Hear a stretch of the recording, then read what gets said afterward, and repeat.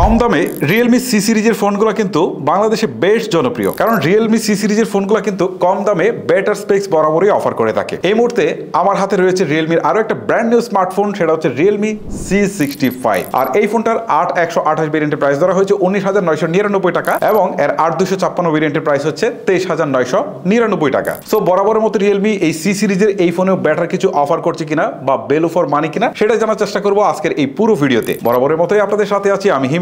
মূল ভিডিও শুরু করার পূর্বে অবশ্যই আমাদের চ্যানেলটিকে সাবস্ক্রাইব করার রিকোয়েস্ট থাকবে। এট এ গ্লান্স দেখে নেই রিয়েলমি C67 এর বক্সে আসলে আমরা কি কি পাচ্ছি। বক্সটিকে ওপেন করে প্রথমে আমরা দেখতে পাচ্ছি আমাদের সেই কাঙ্ক্ষিত ডিভাইসটিকে। দেন আমরা দেখতে পাচ্ছি 55 ওয়াটের একটি fast charger, USB type C cable, একটি প্রোটেক্টিভ কেস, সিম ইজেক্টর এবং ওয়ারেন্টি কার্ড। প্রথমে নজর দেওয়া যাক এর ডিজাইনের দিকে। রিয়েলমি সি সিরিজের ফোনগুলোর রিয়ার পার্টের যে ডিজাইন, বিশেষ করে ক্যামেরা বাম্পের ডিজাইনটা কিন্তু এতদিন আইফোনকে কেন্দ্র করে ঘুরেছে। আমার মনে হয় যে এবার একটু চেঞ্জ হয়েছে। চেঞ্জ হয়ে এটা আমার মনে হয় স্যামসাং এর দিকে একটু দাবিত হয়েছে। বোঝাই যাচ্ছে স্যামসাং এর আসলে এস সিরিজের মতোই এখানে পিছনের দিকে ডিজাইনটা দেওয়া হয়েছে। পার্সোনালি এটা আমার কাছে কিন্তু বেশ ভালো লাগছে। পাশাপাশি তিনটা ক্যামেরা বাম্প দেওয়া হয়েছে আর পিছনের দিকে ম্যাট ফিনিশ রয়েছে, যার ফলে সহজে আঙ্গুলের চাপ পড়ে না এবং এটা সূর্যের আলোতে নিয়ে গেলে একটু ডিফারেন্স কালার ধারণ করে। এটা কিন্তু দেখতে বেশ ভালোই লাগে। আর এটা কিন্তু বক্স শেপের ডিজাইন, পিছনের দিকে ফ্ল্যাট, সাইড ফ্রেমটুকু কিন্তু ফ্ল্যাট করা, দেখতে ভালোই লাগে এবং হাতে নিয়েও কিন্তু ভালো একটা গ্রিপ পাওয়া যায়। বিশেষ করে ফোনটির ওয়াইড এবং থিকনেস কিন্তু যথেষ্ট কম। ফোনটির থিকনেস হচ্ছে 7.6 মিলিমিটার আর ফোনটির ওয়াইড হচ্ছে 185 গ্রাম। সো বুঝতেই পারছেন যথেষ্ট লাইট ওয়েট একটা ফোন। আমার মতো যারা এরকম হালকা পাতলা ফোন পছন্দ করেন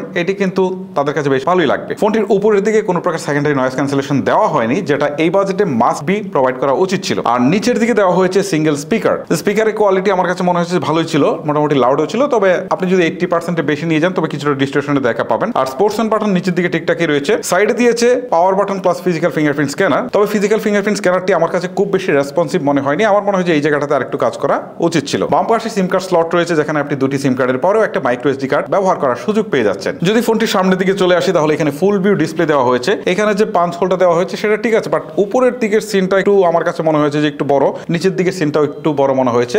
সো এই জায়গাটা আমার মনে হয় যে আরেকটু নেরো করার দরকার ছিল। আমার হাতের ফোনটি হচ্ছে স্টারলাইট ব্ল্যাক কালারে, আরো একটা কালার রয়েছে সেটা হচ্ছে স্টারলাইট পার্পল। আমার মনে হয় যে এই কালারটা হচ্ছে ওই কালারটাই অনেকের কাছে বেশি ভালো লাগবে। এবারে চলে আসি ডিসপ্লে সেকশনে। ডিসপ্লে সেকশনে ফোনটিতে দেওয়া হয়েছে 6.67 ইঞ্চি এইচডি প্লাস রেজুলেশনের একটি IPS LCD ডিসপ্লে। আমার কাছে এই জিনিসটা খুব একটা ভালো লাগেনি, কারণ 20,000 টাকার একটা স্মার্টফোন বা 24,000 টাকার একটা স্মার্টফোনে অনলি এইচডি প্লাস রেজুলেশনের ডিসপ্লে এটা খুব বেশি মানা যায় না। এখানে must be full HD plus provide করা উচিত ছিল রিয়েলমির। এটি রেগুলার 90 হার্টজ রিফ্রেশ রেটের একটি ডিসপ্লে। তবে 90 হার্টজ নিয়ে বলার মতো তেমন কিছু নেই, এইটা এখন আসলে একটা কমন ব্যাপার। ফোনটি পিক ব্রাইটনেস হচ্ছে 625 নিটস। সো পিক ব্রাইটনেসটা আসলে খুব বেশি নয়, যার ফলে আউটের ডিরেক্ট সানলাইটে অপারেট করতে গেলে কিছুটা প্যারা খেতে হয়। এর টাচ স্যাম্পলিং রেট হচ্ছে 180 হার্টজ। সো স্মুথনেস আমরা মোটামুটি ভালোই পেয়েছি। ডিসপ্লেতে কালার শিফটি, নেগেটিভিটি বা টাচ ল্যাকেন্সি জনিত কোনো ইস্যু আমি খুঁজে পাইনি। তবে এইচডি প্লাস রেজুলেশনের ডিসপ্লে হওয়াতে ডিসপ্লে শার্পনেসের কিছুটা ঘাটতি আমার চোখে পড়েছে। চিপসেট হিসেবে ফোনটিতে থাকছে মিডিয়াটেক হিলিও G85 আর জিপিইউ হিসেবে এতে থাকছে মালি G52।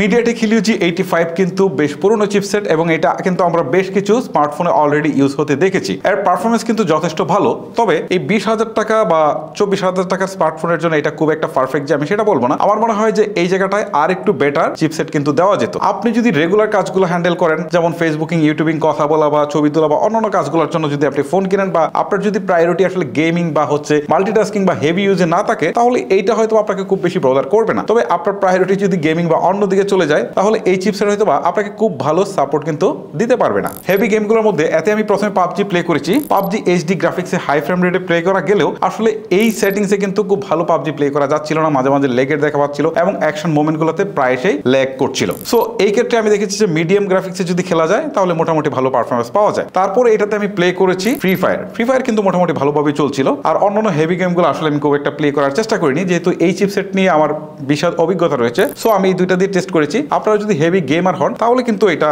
আপনাকে সাপোর্ট দিতে পারবে না, বাট আপনি যদি মাঝে মাঝে শখের বর্ষে দুই একবার আসলে গেমিং করে থাকেন তাহলে এইটা মোটামুটি আপনাকে সাপোর্ট দিতে পারবে যদি আপনারা গ্রাফিক্সটা কিছুটা কমিয়ে নিতে পারেন। ফোনটিতে র্যাম থাকছে LPDDR4X, তবে রম টাইপটা আমরা জানতে পারিনি। এতে 8GB র্যাম আছে, সেটা আমি আগেই বলেছি, যার সাথে আরো 8GB ভার্চুয়াল র্যাম থাকছে, যেটা নিয়ে আসলে খুব বেশি কথা বলার প্রয়োজন আছে বলে মনে করি না। ফোনটিতে 8GB র্যাম থাকলেও এর র্যাম ম্যানেজমেন্ট কিন্তু যথেষ্ট ভালো ছিল। এতে কিন্তু আমরা প্রায় 20 থেকে 22টার মতো অ্যাপস একসাথে রেখে সোয়াপ করে করে চালাতে গিয়ে দেখলাম যে কোনো অ্যাপসেই আসলে ক্রাশ করছে না। সো এই দিক থেকে ফোনটা আমার কাছে বেশ ভালো লেগেছে। ফোনটিতে 48 মান্থ অর্থাৎ 4 বছরের ফ্লুয়েন্স সার্টিফিকেট রয়েছে, যার ফলে রিয়েলমি বলছে যে এই ফোনটা আপনি নতুন কেনার সময় যে পারফরমেন্সটা পাবেন প্রায় 4 বছর পর্যন্ত একই পারফরমেন্স পাবেন। যাই হোক, এটা আসলে কতখানি পাওয়া যায় সেটা হয়তো আমরা ইউজ করতে করতে অনেকটাই বুঝে যাব। ফোনটিতে Realme UI 5.0 ব্যবহার করা হয়েছে, যার ব্যাকএন্ডে থাকছে Android 14। তবে একটা কথা আসলে প্রশংসা করে বলতে হয় যে Realme UI কিন্তু আগের চেয়ে অনেক বেশি ফ্লুয়েন্ট হয়েছে, ইউজ করতে কিন্তু বেশ ভালো লেগেছে। সো আমি মনে করি যে এই বিষয়টার জন্য মাস্ট বি Realme সাধুবাদ পাবে। ফোনটিতে 5000 মিলিঅ্যাম্পের ব্যাটারি দেওয়া হয়েছে,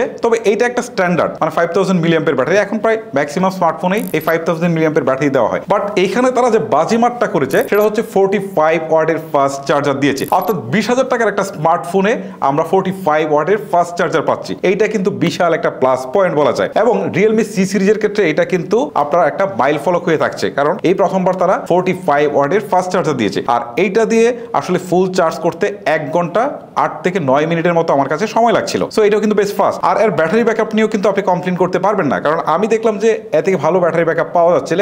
নর্মাল ইউজে প্রায় 1.5 দিনের মতো ব্যাটারি ব্যাকআপ পাওয়া যাচ্ছিল, আর হেভি ইউজে অলমোস্ট 1 দিনের মতো ব্যাটারি ব্যাকআপ পাওয়া যাচ্ছিল। সো আমি বলতে পারি যে এই ব্যাটারি সেকশনটা অবশ্যই আপনাকে অনেক বেশি হ্যাপি করবে। ফোনটি আদার্স ফিচারের মধ্যে যেসব বিষয় থাকে, যেমন call quality, network connectivity, download upload speed, সবকিছুই আমি খুব কেয়ারফুলি টেস্ট করেছি। এই জায়গাটায় কিন্তু যথেষ্ট ভালো করেছে Realme C65।